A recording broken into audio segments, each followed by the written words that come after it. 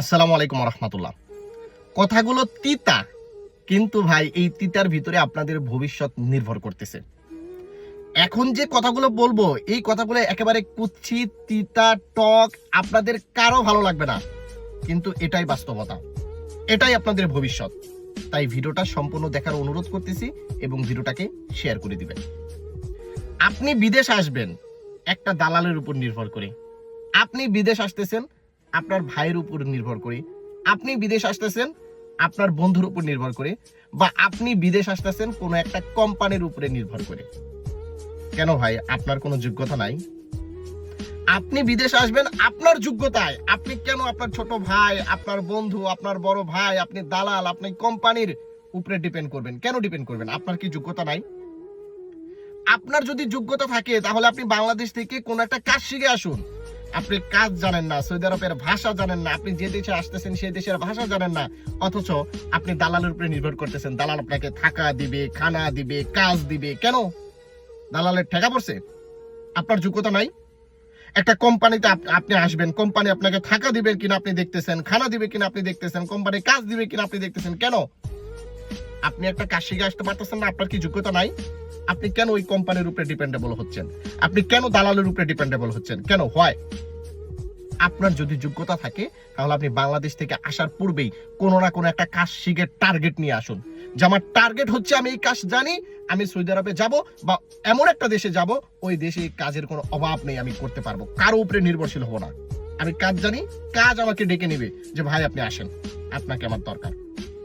কেন আপনি কাজের পিছনে পিছনে ঘুরবেন যে ভাই কই কাজ, কাজ কই, কাজ কই, কাজ নাই, কাজ নাই, 6 মাস 1 বছর ঘুরতে ঘুরতে ঘুরতে ঘুরতে লাস্টে আবার বাড়িতে চলে যাচ্ছেন।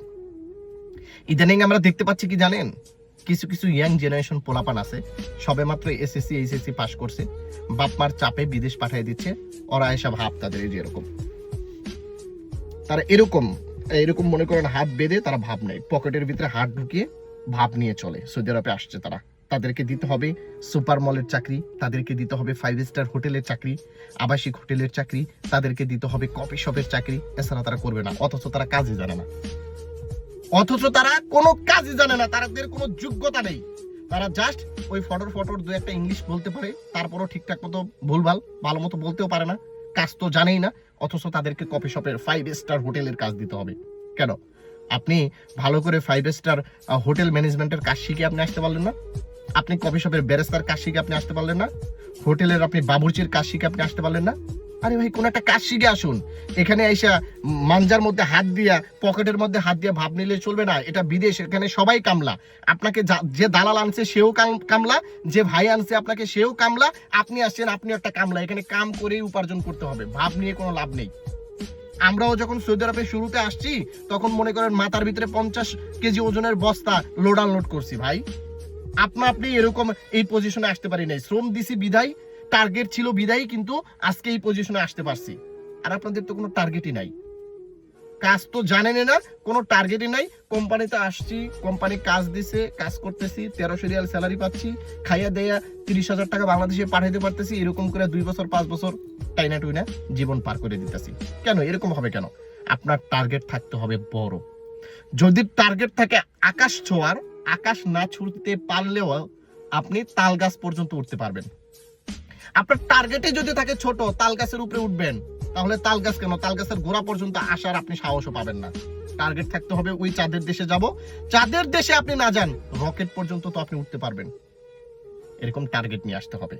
ভাই কথাগুলো তিতা যদি লাগে থাকে ক্ষমা করবেন, কথাগুলো অনেক কষ্ট নিয়ে বললাম। বর্তমানে সৌদি আরবে হাজার হাজার প্রবাসী কাজ জানা শর্ত বেকার আছে, আর আপনি কোন আকলে কাজ না শিখে সৌদি আরবে চলে আসতেছেন, আমার মাথায় খেলতেছে না। কোন একটা কাজ শিখে আসুন, আপনারই তো ফায়দা হবে। আপনি মানুষের উপরে কেন ডিপেন্ডেবল হবেন? কেন? আপনার কি যোগ্যতা নাই? আপনার যদি যোগ্যতা থাকে সেই যোগ্যতার উপরে ডিপেন্ড করে আপনি আসেন।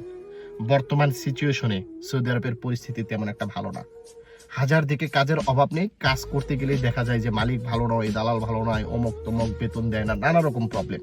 কিন্তু আপনার যদি যোগ্যতা থাকে সেই যোগ্যতার উপরে ডিপেন্ড করে আপনি কাজ পাবেন, বা সেই যোগ্যতার উপরে ডিপেন্ড করে আপনি কাজ সংগ্রহ করে নিতে পারবেন। ভালো থাকবেন। কথাগুলো তিতা হলেও দেখার জন্য ধন্যবাদ, এবং সকলের মাঝে শেয়ার করে দিবেন, কারণ অনেকেরই কিন্তু বোঝার দরকার আছে। আসসালামু আলাইকুম।